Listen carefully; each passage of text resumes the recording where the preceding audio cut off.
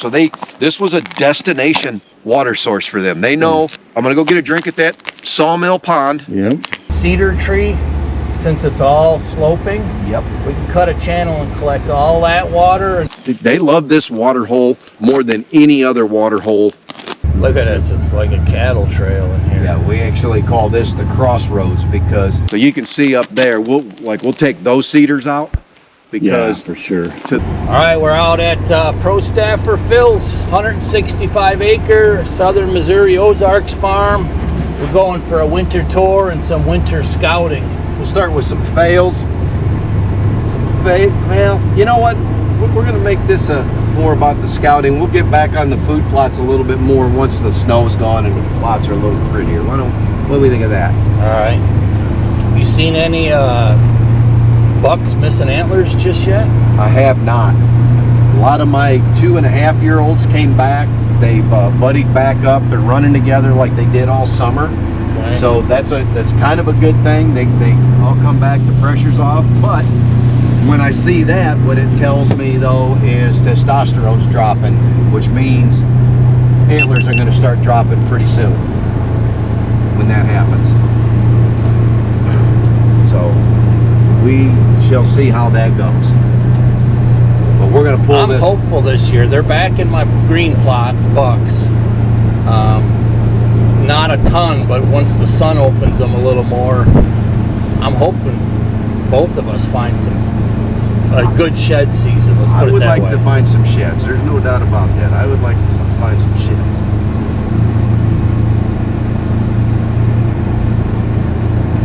I go back and forth on this pond over here, whether I want to save it or tear it out and put a different one in.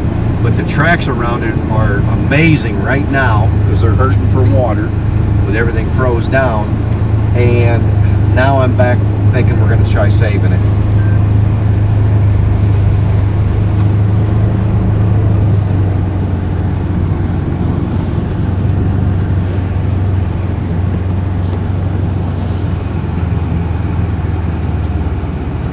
See how much they're in there. You can see this little trail going around it pretty much. There's one right there, but we need to divert this because a lot of the water is missing the pond, and that's probably the hardest part. Even if I have to pump it down when we clean it up first, throw some bentonite on it, we'll go. But you can see they're in there. They're hitting it now. I mean, it's small enough where I could clean that out with the excavator. I think we're just. All right, so this is an old cattle pond. It's all silted in. Day one, literally. So this is an old cattle pond here, and this thing is totally silted over. It's like loon muck. Going to try to clean it out, build it up so that we can divert more water into it, and we're just going to go with that. Yeah, I think so. You can see you're losing water over there. We could cut a channel from that cedar tree. Since it's all sloping, yep, we can cut a channel and collect all that water, and then some of this to your left over here. Yeah, because it's just going around it. The runoff down the hill is going around it.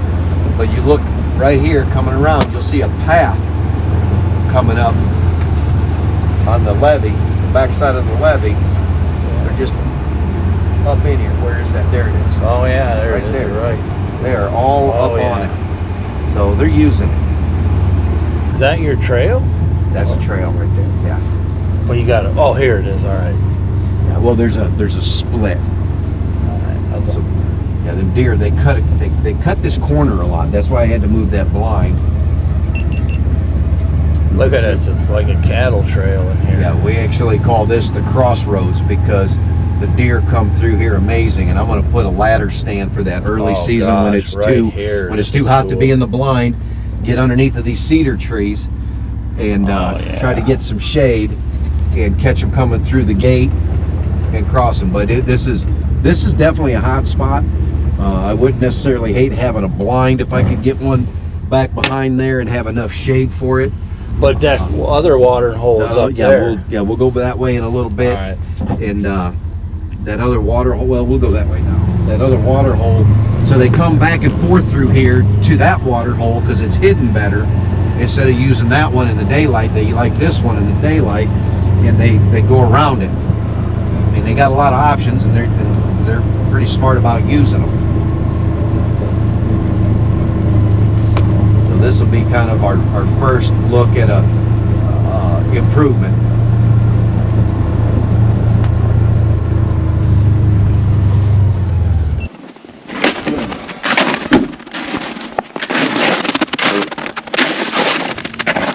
It's almost natural spot right there to drop. Oh yeah. To put a blind right there. It's only gonna be 5 foot off the ground, because if it was 10 foot, I wouldn't be able to shoot anything coming from here, or if I can get on the other side of the fence. Yep.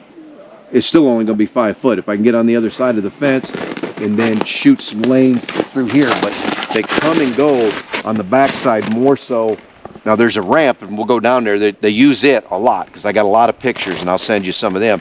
But I need to throw this off to the side, open this up, probably just cut these cedars out, or at least a good portion of it, maybe not all of it. Yeah, I mean, this we could do as soon as we get a warm stretch.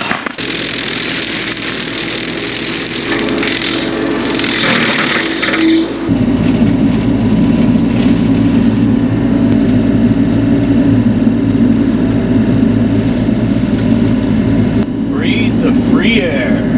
When the ground thaws out. Of course, now who knows how long that's going to take. So, now there's that double stand we put up. That was the wrong spot, but you don't know. So, for our kind of middle-aged viewers like me and you, tell them what your experience was when you hunted that. It was awesome. I hadn't hunted out in a tree for a couple of years. It was awesome for about an hour. And then my back started hurting, my knees started hurting, I started fidgeting, and I was like, well, I'm not a huge fan of it. I need to do it more. We do have to adapt. We have to adapt. Now here I backed down in with the tractor and clean this up as best I can, and you can see now they're using this. Yep. I got a camera right over there, and they come up, they go on the back side of the levee, they come and go right through this spot, and this doesn't need much more now if I'm going to put a blind over there. I mean, I need to clean it up a little bit.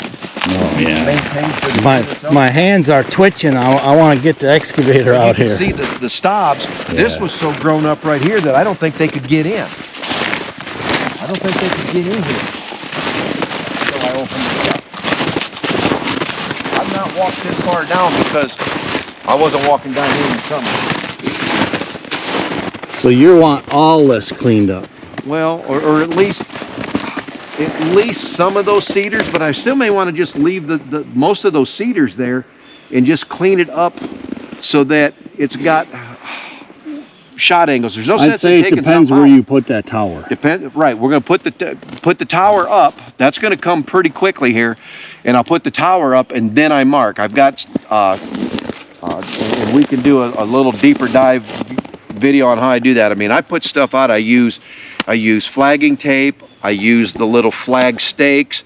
I've got, of course, thanks to the United States Postal Service and their great efficiency, I'm still waiting on my driveway stakes that I use for marking stuff out. I use a tape measure, and we'll get that blind up, and we will surgically cut the shooting lanes and everything else so that we're only taking what we need, and then it's perfect. There's no sense in doing a bunch of work that you don't need to.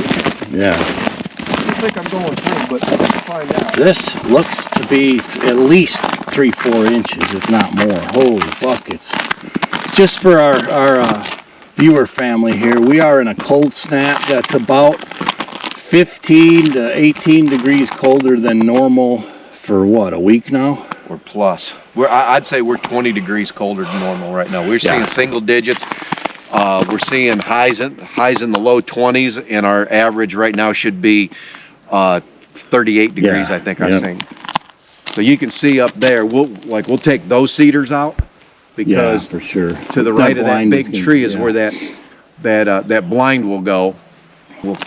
This must have been when they did the log, and they just pushed the logs over here, which is kind of a cruddy move for the wildlife. You know, they can come in there They should be able to work their way around easier. If that was me and you, I'd almost block that end of the, if you're going to put a tower there, put that junk and block that one off unless you want it to make them come on this end. Well, there is that strategy, and we need to take a look at it. I don't like to block the deer too much because they like to have escape routes. If there's another predator, you know, coyote, bobcats.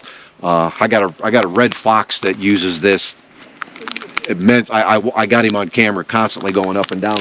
But they like to be able to get out. If you put them in a canyon where they can't get back out, I feel like they tend to use it less. Even though, yes, I don't want to lose an opportunity, but I also don't want to make them stop using it altogether. But I wonder if you block just that end and all of this whole dam is open. This whole thing is wide open for them. That would make a difference. That would make a difference. That would be the acceptable. But we may want to leave some of those there. I agree. Leave the security. Give them a security screen. If there's no shot angle, right, you don't take it out because it just right, enhances that effectiveness. This isn't even a good ramp, but I could tell when I was up there and my camera was going off at crossroads that deer were coming. I could see legs and stuff through the trees. They came in, they got water. They got water right here, and then they turned around and they went right back. And they didn't even go, I thought maybe they'd go up and go back around, or they'd work their way around the pond. They went right up and they went right back. So this was a destination water source for them. They know, I'm gonna go get a drink at that sawmill pond, yep, and then I'm gonna go back to where I was. And I'm gonna avoid the pond that's out in the open, because this one's secluded. You know, it's fairly secluded, especially when there's leaf up. Yeah. So yeah, if we clean this levee, that probably would fix that a little bit and give us the shot angle for the whole thing, so they can go off the backside of the levee, and yet we'll still have shot angle. Even at a minimum right now, I'm looking, we would have shot angle to maybe about here. So that gives them room to come and go. I mean, they're definitely using. Rare that they'd come up here and then go straight back. Well, they're definitely using that corner right here for whatever reason. Yeah, they love this water hole more than any other water hole on the property. Nice. They're in here they were in here last night. But man, she's frozen solid right now. It is. That is odd. That's a pretty deep polyp. We got south facing over there, so I got to do some work there. But thick. Yeah, it looks a lot thinner from the air. Yeah, till you get down. So this has got good stem count. So that's good. But you go to the other side, and it doesn't have the stem count, and this wasn't logged as heavy as the other, and the other one was, and I think now the other canopy, I don't know. There's still probably 60 acres of this property I've not put my feet or my eyes on. Right. So it's going to just be one of those, we have to scout it and go. But I have better knowledge of the deer travel, so as I make those improvements, a lot of your land management consultants, they'll tell you the first thing you got to do is build up your bedding area before you even think about food. Yes, I disagree. I want to put food on. I don't want to put a bunch of bedding on and then not have enough food for them. I'd rather have the food ahead of the cover and the bedding, and then build up my herd as I can feed them, and I can manage it a little bit better. So now it's time to look at the bedding.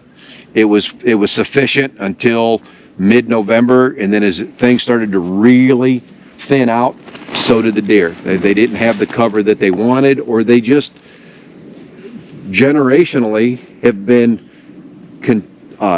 conditioned to move off at mid-November to a different wintering ground. Kind of like like the deer in the UP of Michigan, they go to what they call deer yards. They know that it's time to migrate. They didn't know that I was going to have enough food to feed them for the winter. Right. Man, I can't believe how steep this is down there. That is a steep. It's an ankle breaker. It's a lot down there. Yeah. They're hitting it. I mean, I love the strategery. You know, I'll probably take these 2 trees out, turn them into firewood, and open that up.